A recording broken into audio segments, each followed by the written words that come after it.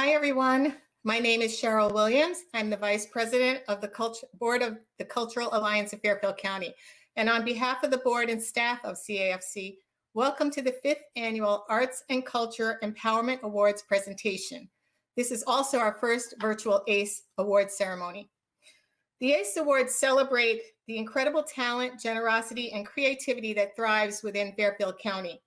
Each of today's award recipients has made a significant impact on the vibrancy of our cultural community. Congratulations to all of this year's recipients. Thank you to our sponsors and our partners for this year's event. Award sponsor Gary Cosgrove and Spinnaker Real Estate Partners. Silver sponsors Bank of America, Cohen & Wolf, and Fairfield County Bank. And a special thank you to Doug Tarola and Fourth Row Films for recording the interviews of the award recipients with James Naughton. As you know, our mission is to promote, support, and connect artists, cultural organizations, and creative businesses. Like most organizations, due to restrictions related to the pandemic, we had to pivot and provide support to our more than 550 members virtually. Led by CAFC Executive Director David Green, we held weekly community calls and professional development webinars with our membership to collaborate and share information about ways to continue to do business. We had the Virtual Innovation Challenge, a contest for the most innovative use of digital medium by artists, and a series of public conversations and workshops for our members to begin to respond to racism and inequity highlighted by the Black Lives Matter movement. We also want to thank our donors who have assisted us during these challenging times. Connecticut Office of the Arts, Connecticut Humanities, the Meek Foundation, the Schnurmacher Foundation, and many individuals and businesses. Now I would like to introduce our Master of Ceremonies, Tony Award-winning theater, film, and television actor and director. He has been a champion of CAFC for many years, as well as an incredible advocate for the arts, and in particular, arts education, Mr. James Naughton. Good evening. Hello, everybody. And thank you very much for that lovely introduction, Cheryl. I now have the opportunity and the privilege of introducing someone who's been very important to the Cultural Alliance.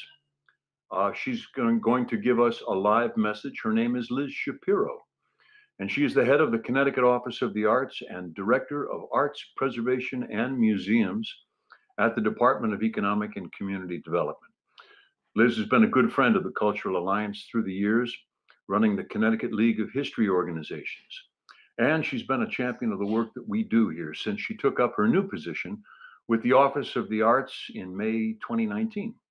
So welcome. Hello, Liz. Hi, James. Well, hello, everyone. I'm delighted to be here tonight in such outstanding company, surrounded by so many talented people. On behalf of the Connecticut Office of the Arts, I'd like to recognize the Cultural Alliance of Fairfield County as a strong and valued member of a network of statewide arts organizations that partner with us to ensure that every person in Connecticut is touched by the arts. Whether an artist, an arts organization staff member, an art student, an art teacher, or like me, a person inspired to dabble in many aspects of the arts just to satisfy my soul. The Cultural Alliance is the feet on the street for the COA in Fairfield County, an area rich in arts and cultural offerings with an outstanding variety of both artists and arts experiences. Together, we touch artists, organizations, and audiences. One way the Cultural Alliance does this is to reinforce the intersection of arts, culture, economy, and community. We know that without arts and culture, communities wither. The arts and culture are not window dressing. They are foundational to strong and vibrant communities. The recent virtual candidate forum hosted by the Cultural Alliance under the auspices of the National Create the Vote campaign is one way that we can let our leaders know that we will vote for candidates who stand with us in this belief. I would be remiss if I didn't speak to the important conversations that the Cultural Alliance has been hosting to deeply examine what it means to take collective action against racism and inequity. I've been fortunate enough to be involved in some of the learning, listening, and discussion during the Reimagining Arts and Culture series, hosting conversations about race, power, and privilege in the arts, and empathy in times of crisis, and what taking action means is long overdue and critically necessary, and it is brave. The Connecticut Office of the Arts is committed to working with organizations as they reimagine the path and take action to transform past ways of thinking and move towards creative justice for all. This work is personally important to me, and I laud you for doing it. I could say a lot more about the Cultural Alliance. I could say that the e-blasts are timely and responsive, that the programs and services that the Alliance has hosted in response to the COVID crisis have been outstanding examples of how a regional organization can assist its constituents. I could mention how the Cultural Alliance partners broadly with statewide service organizations like the Connecticut League of History Organizations, Connecticut Humanities and Preservation CT. I could say how very wonderful David Green has been as a leader and how very valuable as a colleague.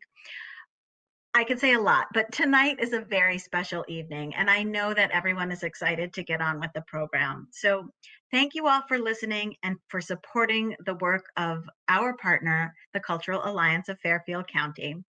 Back to you, James. Thank you, Liz. Thank you very much. Before we get to the awards part of this evening, which we usually do on the other end of the day, it usually happens at 7:30 in the morning down on the shore.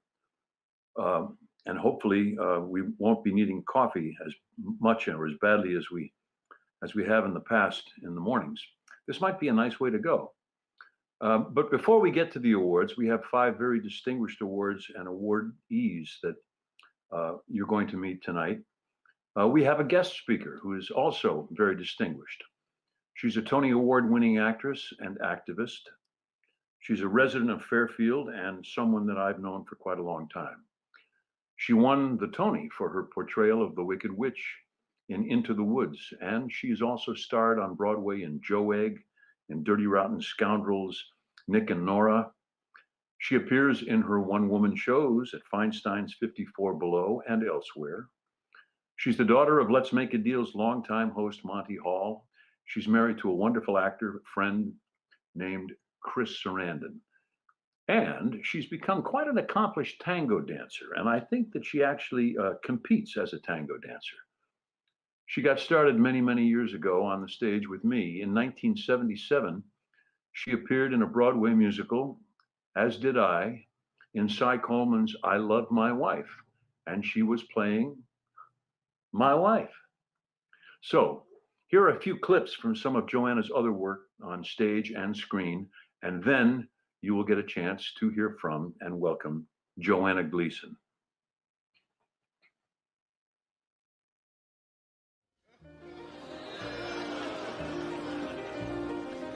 What was that?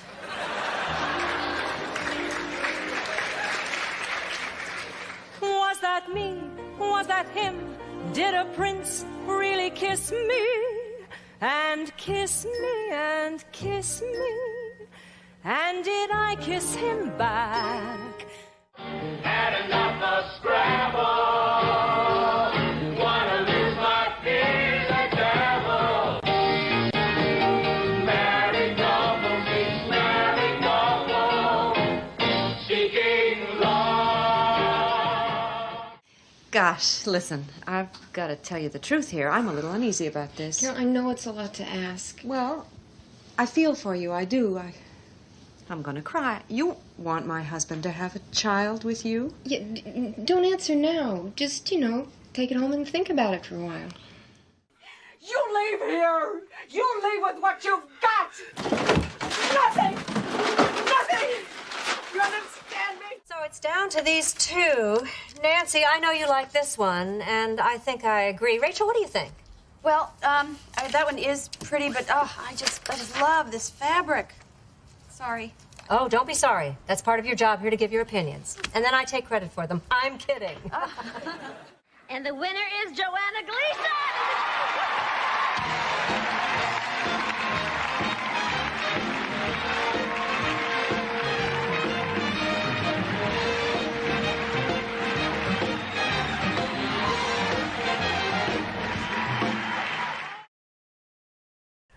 Good evening. First of all, I want to congratulate all the honorees tonight for their incredible work, for making art, and I would like to thank everybody who enables art to be made. I was asked to speak about how essential the arts were to me in my life, and I started thinking about that time long before I was emotionally articulate. I was just a kid before I could even name my feelings. And how confusing it was for me. We moved many times when I was young, from Canada to the United States and from one coast to the other, and I was always the new kid. I made some friends along the way, but I spent a lot of time just looking in the mirror. I would recite poems, song lyrics, I would read plays, everything into the mirror. My mirror image was a constant friend. And about the fourth move, I was reluctant to make new friends, thinking, well, maybe we'd just be moving again.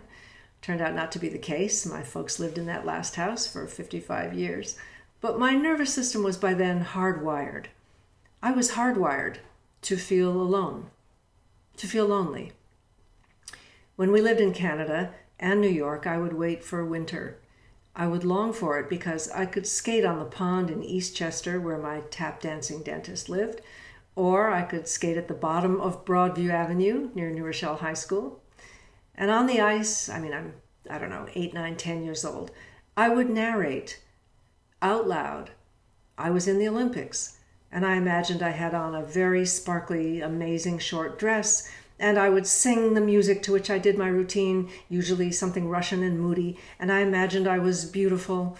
Now, in truth, I could only skate backwards and forwards and maybe do a little bit of a turn, but in my mind, I was free and soaring. I had a vision of myself apart from school or family. I was expressing myself in a way that I couldn't at home or at school. I could be emotional on the ice. I could talk back to my parents. I could accuse the teacher of deliberately humiliating me by having me put math problems on the board, and she did. And as I got older, even as I heard my dad yelling, "Don't skate out too far, the ice is thin, and danger, danger," I wanted nothing more than to take off to the far end of the lake. Skate all the way to freedom. In my family history, we were told often, Cossacks chasing relatives from their homes, so it wasn't hard to imagine that I was being pursued. Men in big fur hats and barking dogs. And in my pre-adolescent mind, I was skating away from oppression, from loneliness, from being the new kid, and from the fear that every other kid already knew the answers to the math problems, and I prayed I wouldn't be called on. I was embarrassed a lot when called on, fear of speaking out. But on the ice, I could skate away from the tension in our house when Dad would be working hundreds or thousands of miles away, leaving Mom to raise us on her own, and the tension when he returned until balance was restored. I was young, but I was aware of all the shifts. I had developed a rich imaginary life during that time, and I had to. It was my comfort. But the greatest thing about an imaginary life is that it's portable. When we landed in California, I met Mr. John Ingle, the high school drama teacher, and everything changed. First of all, we had a high school that had a drama department, and they put on a first-rate play and musical full out every year.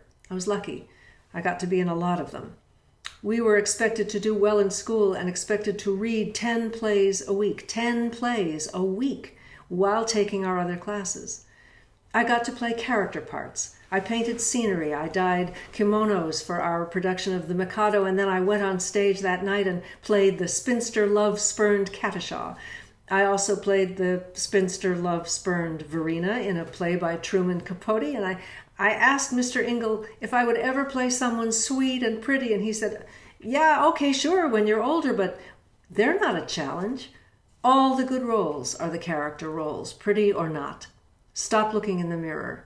Start looking out the window. Learn about others, and you'll work forever." Bless him. Bless the teachers who open the windows for the shy, inarticulate kids, the lonely kids, to kids at the most confusing, overwhelming stage of life, to the ones whose home circumstances are so loaded with real-world problems that they can't even hear the arts beckon. There's always a home for them here in the arts, but they don't know it. You know it. The honorees of tonight and past nights know it. The Cultural Alliance knows it. And you open the windows and the doors and you invite them in, possibly changing the trajectory of their lives. My folks were two extraordinary people, but they spoke the language of, we love you, stop hitting your brother, do your homework, clean your room, call your grandparents. I spoke another language.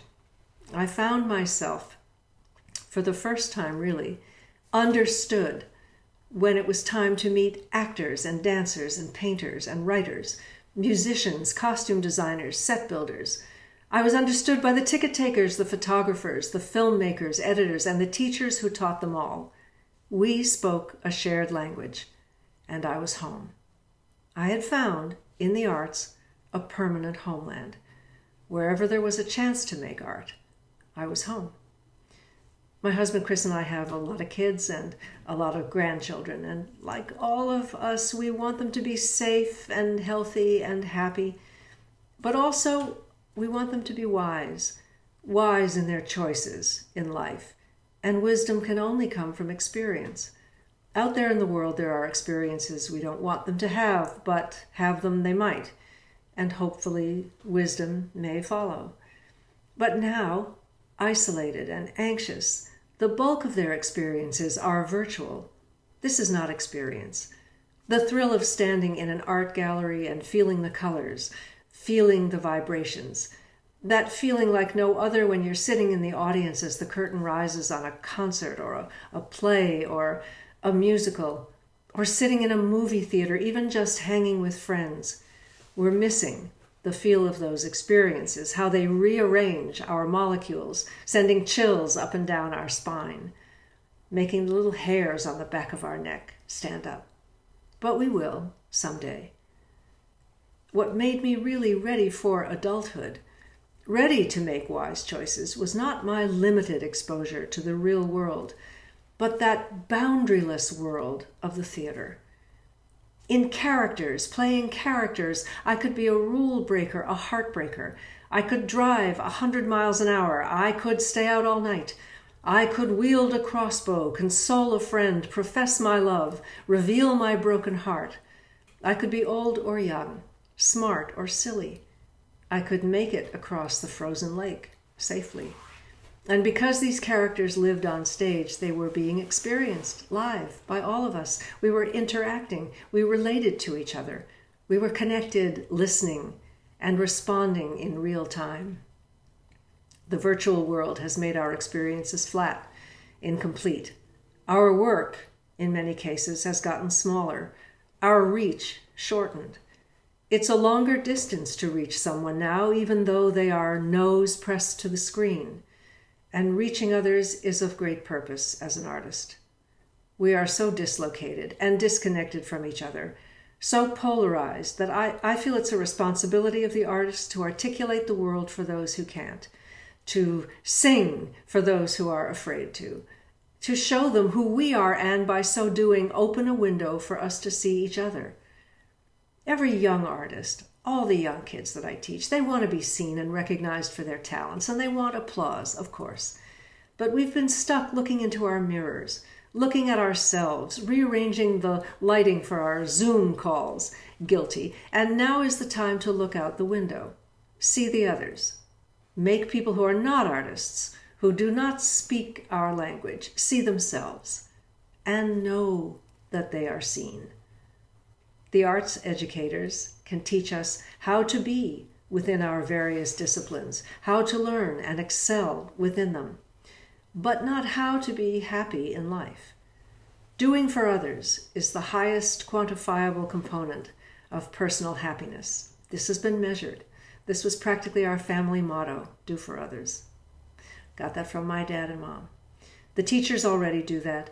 The young artists and the old have the power now to join hands and extend the reach to the others looking for the comfort of that home in the arts. We are on thin ice these days, but we can bring them and each other safely across. Thank you Thank you for the work you do, and thank you for letting me be part of this wonderful evening. And now we are going to meet the 5 awardees of this year's ACE Awards. They are a very, very, very interesting, distinguished group, as they have been, I think, in years past. The way in which we went about this year, because we don't have an event to which they can come, we met at the Fairfield Museum in Art Museum and History Museum in Fairfield, Connecticut 2 weeks ago. And we shot interviews with them. And you get a chance to have a conversation and listen to these folks, all of whom have made tremendous contributions to our society. And that's what's going to happen one after the other for about the next 25 or 30 minutes. So let's start with, but before I do that, let me mention that whether it's one of these folks and their organizations, their arts organization or cultural organization, or one that's close to your heart, today is an opportunity for you to make a donation, because the arts, as we know, have been hit very, very hard. Everybody's out of work on Broadway and in theaters and in the concert halls. So if you want to do that, today would be a good time. And at the end of this program, there will be on the screen an address, a way for you to hit a button and make a donation, make a promise of a donation. And so with that warning, let's start with our first awardee. And the first one is someone we've all been familiar with for many years. He's made a great contribution to art. He is Mr. Arts in Fairfield County. The first one is Miggs Burroughs. Well, and now it's time to introduce our first award. It's for an artist, and it recognizes a creative individual or group in Fairfield County who has demonstrated a commitment to artistic excellence, as well as to working for access, awareness, and/or advocacy for the arts and culture community. Our awardee this year is Miggs Burroughs, a graphic artist whose logos and brochures you will have seen all over Fairfield County and beyond. He's well known for his lenticular photographs that explore the ways the world and its people change and transition. He is a founding member of the Artists Collective of Westport. He was the first artist in residence at the Westport Library.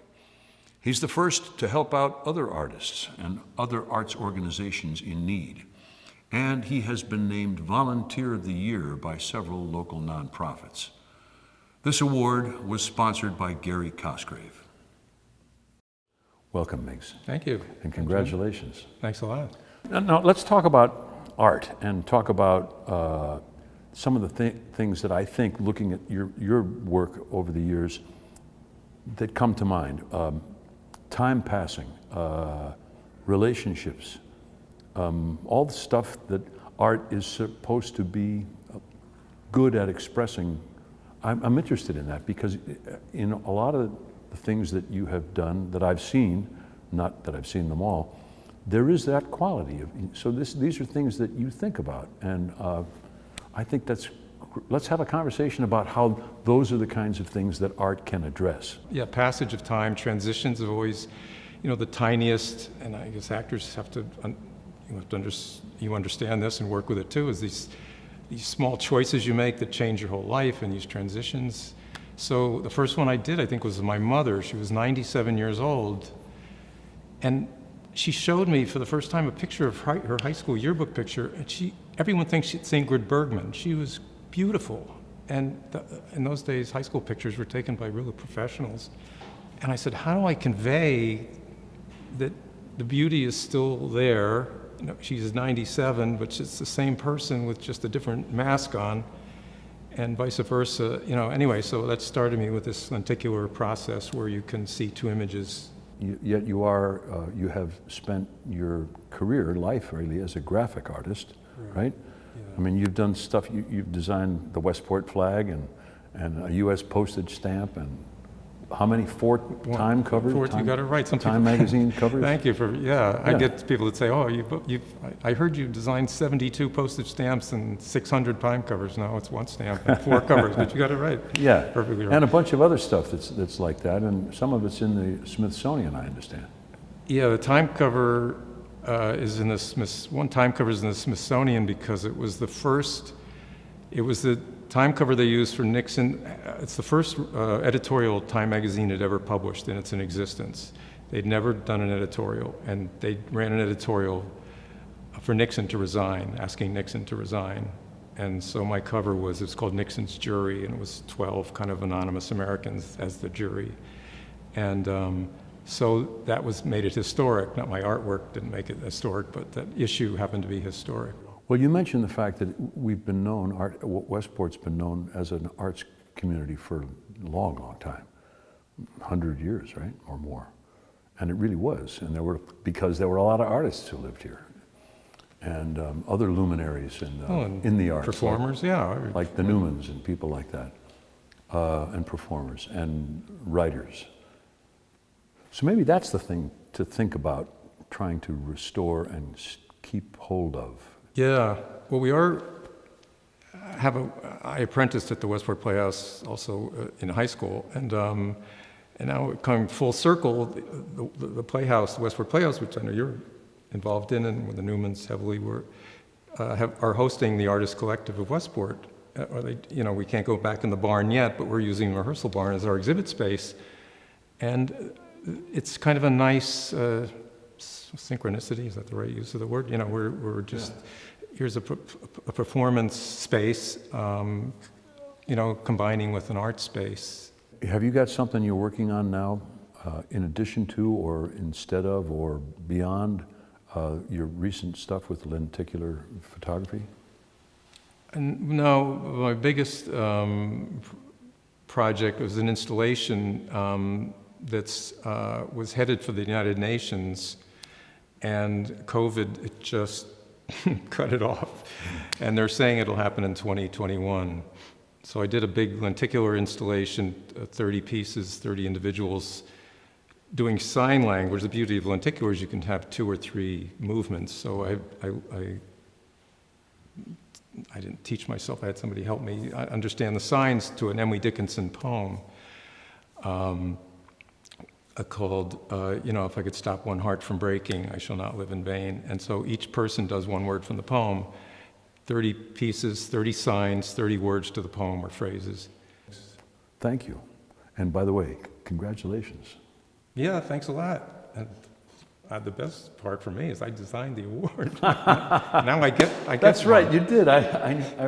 But the library deserves a lot of credit. Mike Altus, if I can give him a plug, he 3D printed these. I just did a 2-dimensional thing. I mean, you look at it straight on, and he extruded it and figured out the whole 3D dimensions of it in the library, at the library's makerspace. Made that happen. Thanks. Thanks, Jim. Yeah, my pleasure.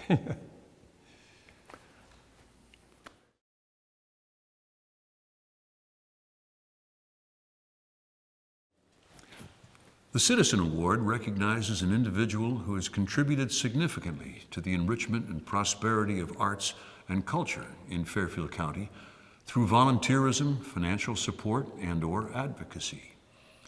This year, the award goes to a couple, Bernicestine McLeod and Harold Bailey, who work as a proactive philanthropic team that know the critical role that culture plays in developing a rich and diverse community. They met at Brown University and are now both Brown trustees emeriti. Both have leadership roles in Team Westport, Harold as chair and Bernicestine as secretary. Harold is a board member of the Westport Country Playhouse, among many other boards. And Bernicestine, who has also served on many boards, is currently the indefatigable board chair of Bridgeport's Mary and Eliza Freeman Center for History and Community. Congratulations and thank you. Thank you, Jim. For all the good works.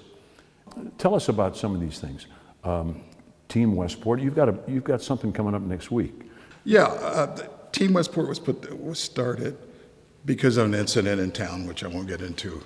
that helped Bernstein suggested to Diane Farrell back in 2003 that the town needed to have some kind of a task force or something to take a look at the issue of race and the town's position on race. Bottom line is, when we came out of it, we decided the town needed to have some kind of an organization that would, as opposed to a white paper, that would get involved with all the other key organizations in town and try to encourage and work through them to be sure that there was at least one initiative a year that was focused on our issues. And our issues were race, religion, ethnicity, the LGBTQI issue. So, what's on the agenda for the next 5 or 10 years? I want to see some action come out of all this excitement about knowledge. We say there's got to be knowledge, and from the knowledge you can actually get engaged, and from the engagement there can be some empowerment.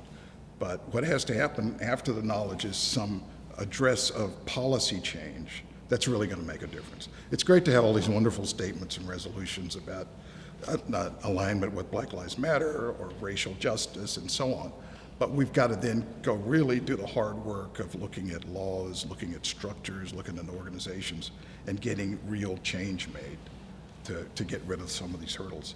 What else would you like to leave us thinking about? The Mary and Eliza Freeman Center. Oh, yes. History and Community. Yeah, I know about that in Bridgeport. Yes.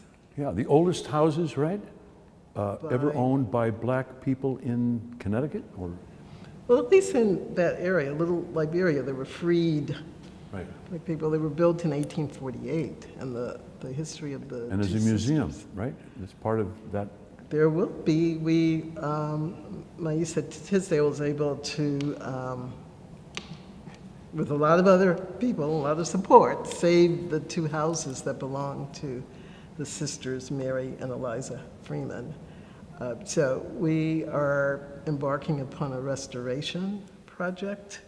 And tell us if people were interested in finding out more about that, where should they go, what would they do? And if you're going to have a fundraiser, where would they find out about that? Okay, well, we're just sending out the invitations, but our website is www.freemancenterbpt.org. Start with Freeman Center in Bridgeport, Center, right? And BPT is Bridgeport. Yeah. .org. Okay. And we are now about to embark on a project that will continue to. The digital timeline. Yes. Okay. I'll get to that, but I just want to say one more thing about the Freeman House, a couple of nuggets here. The richest person everybody knows who was in Bridgeport back in the 1800s. P.T. Barnum. P.T. Barnum, who was the second richest person. Okay, so it was Mary. Yeah, I think it was Mary Freeman. Mary Freeman. Really? Mary Freeman. This was a black woman. Yeah. Now, how did that happen? It happened because that whole area of Bridgeport was the equivalent of Martha's Vineyard for black people in the 1800s. People used to come from all over the country to come there. There were hotels, there were hospitals, there were stores, there was a library, there was all kinds of facilities just for black people. Was that called Little Liberia? It's called Little Liberia. Yes, and we're celebrating the 200th year of Little Liberia, and that's the foundation for our fundraiser. But on this digital timeline, finally at Brown, one of the things we started to pioneer up there was, instead of writing a book and writing things down about the history of the progression of black people at Brown. For instance, when I was there were 7 black people in my class. I think there were 11 in yours? Yes. A couple of years ahead of me. Male and female, yes. And in your class, I think there were, 2? Maybe 2. Maybe I think more. so, maybe 3 or 4, but that's the level. We walked in 1968, and that flipped by the class of 1973, there were 100 that at least been admitted now, and then we got matriculants. Most of the kids matriculated. We walked out with the idea that we'd end up with a class that looked like the percentage of African Americans in the outside community, which is now about 12%. We just made that number. Really? And so we wanted to have a way of showcasing that for the university. And so about 5 years ago, we put a digital timeline together. So you can actually go and look at a date see what happened at that time and move on up. And we did it. It was kind of a nice exhibit, and now what we're looking at with the help of the Brown Library is to make this permanent and to continue to add artifacts to it and to continue to add data points as we go along. And that'll be a model for probably other groups inside the university. That's great. Yes, that's one of our current I want to see projects, that. but- Yeah. Yeah. Well, if you go right now and you do Is it Black Said Brown? Black Said Brown, just put it in. Oh. Put it into Google and it'll take you right there. Well, listen, it's really been a pleasure talking with you. Congratulations. You certainly do deserve this award. You know, I've been associated with this organization and doing this event, kind of emceeing the awards ceremony, the ACE Awards, every year for the last, I don't know how many years we've been doing it. And so I've seen a lot of bios on that a lot of people have come up with. But boy, I haven't seen anything like what the two of you have accomplished and been after and been up to the benefit of a lot of people and a lot of children and a lot of communities. So thank you very much. Oh, thank you, Jim. It's very kind. Yeah, well, I mean it.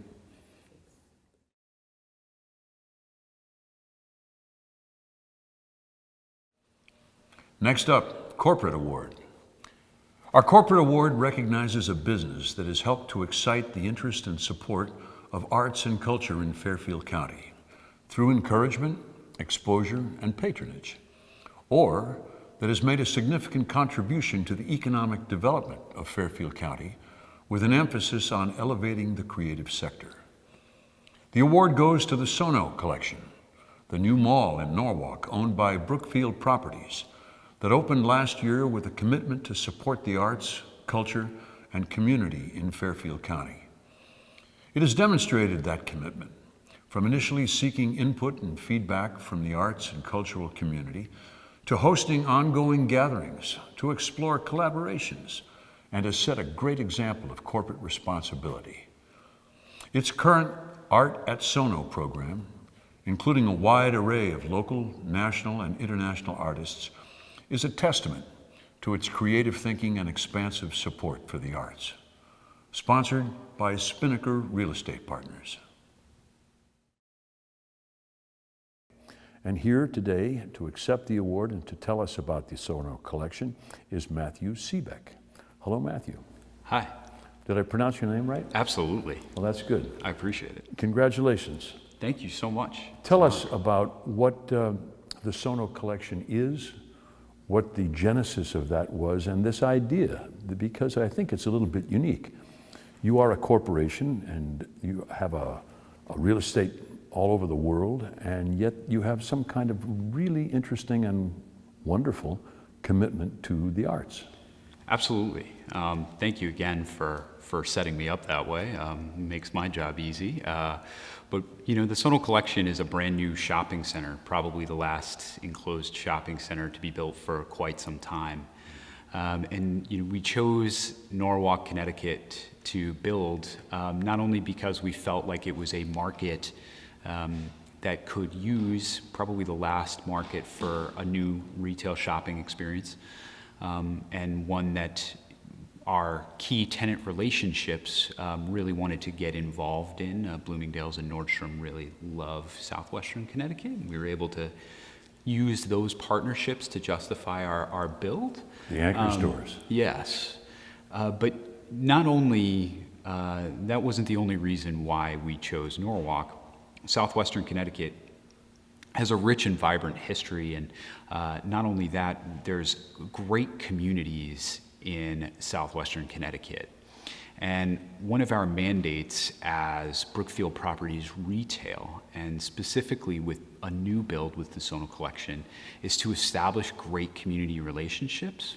And some of these pieces that are being painted right now as we speak, or have just been completed, are being given, is that right, to the Cultural Alliance of Fairfield County to auction off? Absolutely. It's an honor for us to have those, to commission those pieces to be painted so that people can experience them, but also to donate them here to the Cultural Alliance so that they can be auctioned off, and really continue to give lots of different people joy. So what's going into that space, that communal space, after this art project?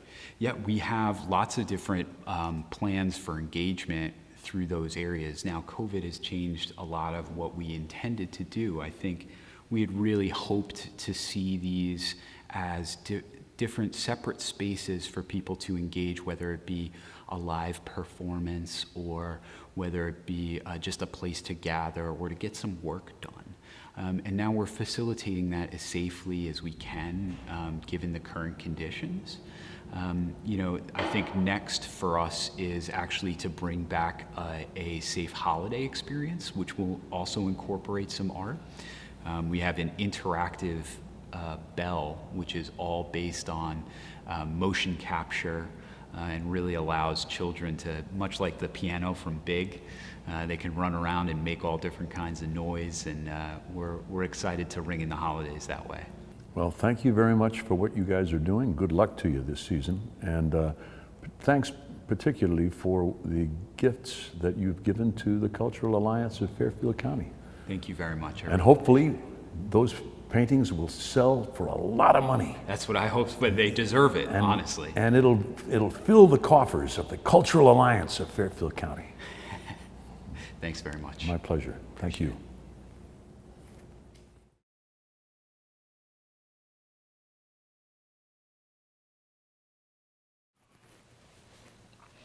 Our Educator Award recognizes an individual, nonprofit, or creative business that has made a substantial impact on the arts and cultural education of students and citizens of Fairfield County through innovative approaches to programming, access, and/or advocacy.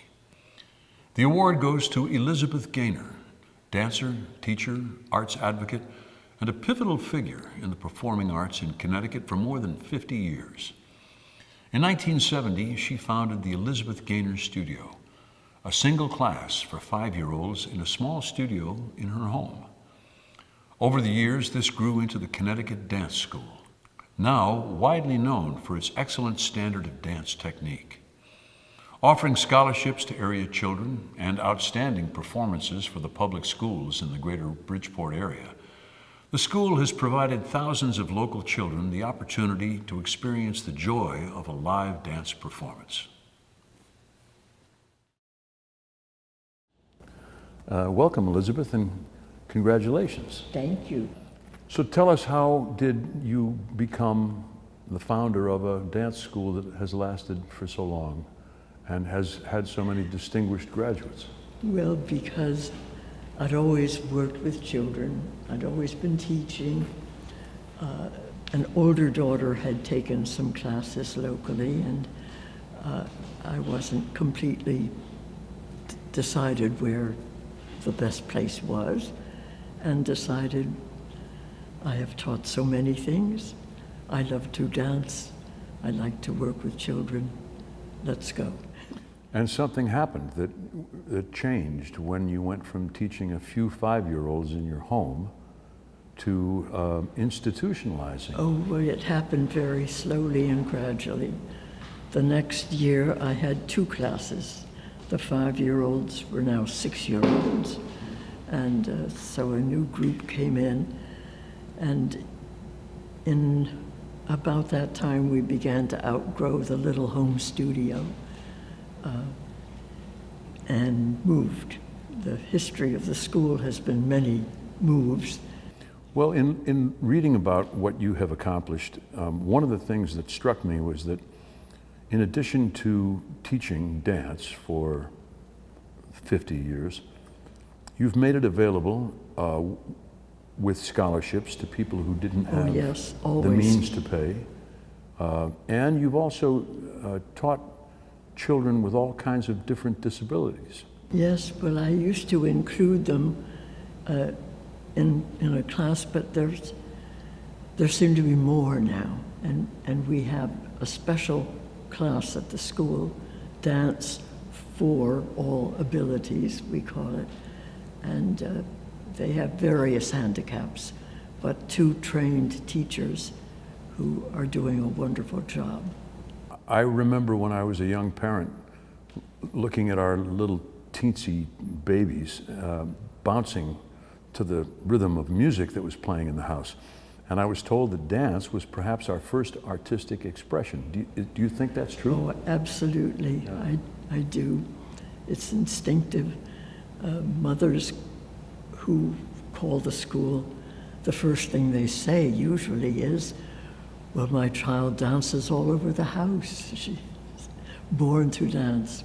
And you've had graduates from your school who've become professional dancers. Oh, yes, indeed. Our most famous graduate has been principal dancer at Ballet West for 15 years now. She's near retirement, a Fairfield girl, incidentally. Wonderful.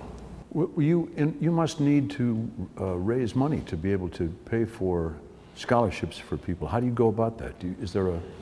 Oh, yes. Unfortunately, even our tuition don't quite cover our costs. So we have, our biggest moneymaker was the Nutcracker, which unfortunately we cannot do this year, and that we did at Fairfield University. And that would bring in considerable money to help us go through the year. And we would have a benefit performance in the spring. Some of our older students would dance, but it wasn't, there was also a big party and an auction, and that made money for us too.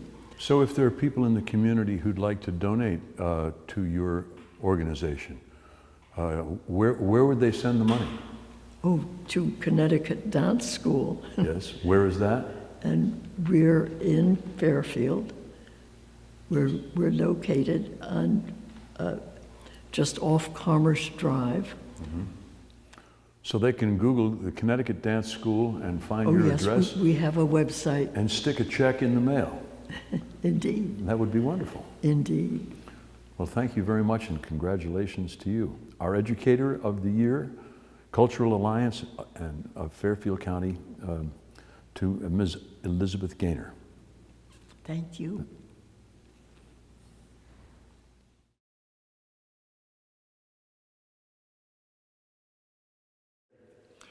Our Nonprofit Award recognizes an individual, nonprofit, or creative business that has made a substantial impact on the arts and cultural education of students and citizens of Fairfield County through innovative approaches to programming, access, and/or advocacy. The award goes to Keys, Kids Empowered by Your Support, founded in 2004 by jazz musician, composer, and music educator Rob Silvan in a hallway at Columbus School in Bridgeport with 4 piano students. Keys offers music education to Bridgeport students whose schools cannot provide it and whose families cannot afford it. Keys now operates in 25 Bridgeport schools, providing free one-to-one music education to over 600 Bridgeport children every year, in school, after school, and through the summer. Keys believes a well-rounded education, including arts education, is a vital means of breaking the cycle of poverty. Rob, congratulations on your award. Thank you, Jim. Thank you. I know a little bit about your organization. I'm kind of fascinated because I think that the guiding idea was to bring music and the ability to play music to children who don't have the wherewithal to pay for it, and the benefits that come with that. Could you talk a little bit about that? Well, sure. The area particularly that we're focused on is Bridgeport. So in our mission statement, it's providing one-to-one and group musical instruction to underserved school children in Bridgeport. So we've been asked to go other places, and we're, the whole idea is that Bridgeport just needs more and more and more. And we've been at it for 16 years now, and there's no end in sight. You're in 25 schools now, is that right? Yeah. And you started in a hallway in a stairwell? Yeah, that first day, I didn't know that it was going to lead to all this. I just came up to help a friend at Columbus School and got started with 4 kids And what I learned that day was that a lot of people wanted to do it. A lot of kids were lining up.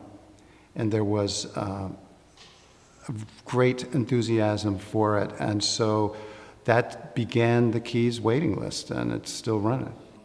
Well, talk a little bit, if you would, about the benefits of arts education and particularly musical education for children, because there's all sorts of research that's being done.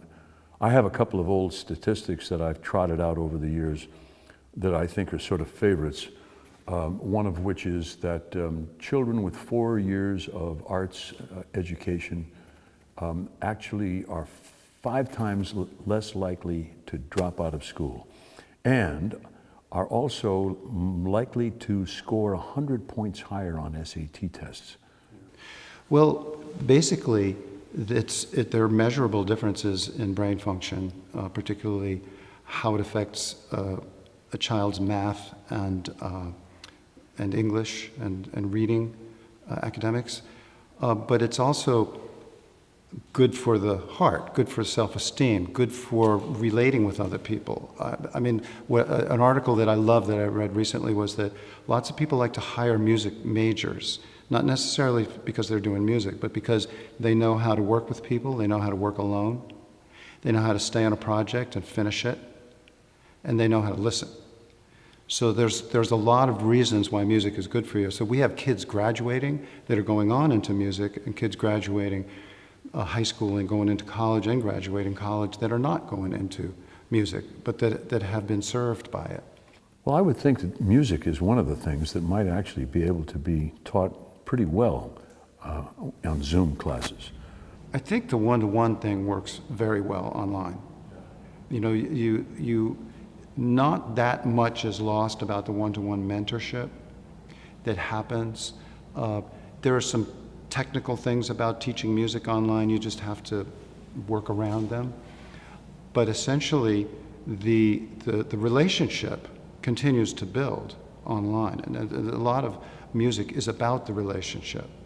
It's about learning from somebody that cares about you. So the big thing in Bridgeport is that you have people teaching one-to-one. It's not that common there. So they get to have that relationship with an adult. And from what I understand,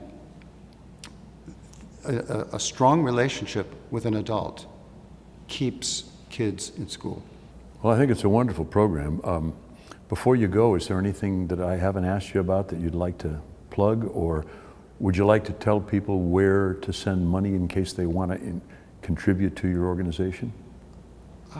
Glad you asked me that. Yeah. Sure. We have our website is keysmusic.org. Keys music.org, and there's all the information about our organization there and a chance to help out if that's what you'd like to do. Well, thanks a lot for coming. Congratulations. Thank you, Jim.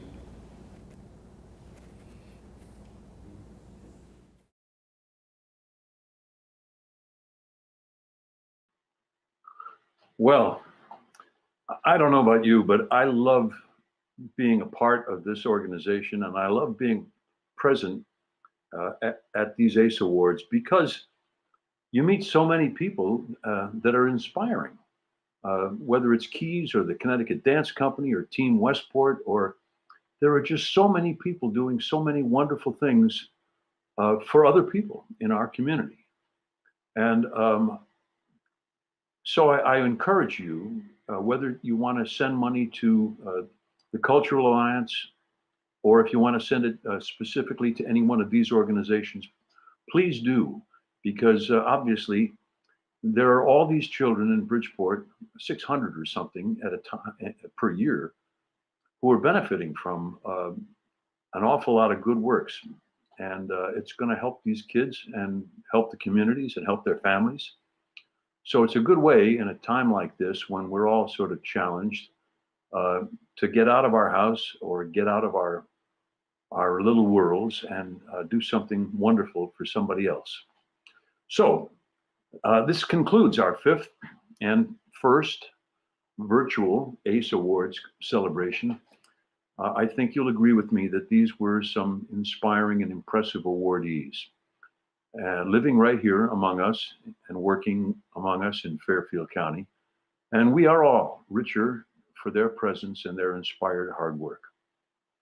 In closing, I want to thank especially Mr. Doug Tarola, founder and owner of Fourth Row Films, and his team for filming our interviews of the awardees with such professionalism. Doug, it was fun. We had a good afternoon a couple of weeks ago. Thank you also to the Fairfield Museum and History Center for allowing us to use that really marvelous meeting room. If you haven't been there, you should go and check it out, Fairfield Museum and History Center. I want to thank especially the board and the staff of the Cultural Alliance of Fairfield County for bringing us all together and helping us realize, especially in these strange and difficult times of isolation and lockdown, which I'm afraid we have more of coming at us this winter, how much we need each other and how the power of the arts and culture inspires us and will help us see it through. Thank you to our sponsors, Gary Cosgrave and Spinnaker Real Estate Partners, for sponsoring the awards, and for our business sponsors, Bank of America, Cohen & Wolf, and Fairfield County Bank. And finally, thank you, all of you who are out there, who tuned in, who registered, and who do every year, every month, every week, support something that we all think is very, very important. And that is culture and arts here in America. Oh, and tonight, after we sign off, we're going to all have to make a decision. Do we watch the New York Giants or do we watch the debate? I'll leave you with that. Good night, everybody.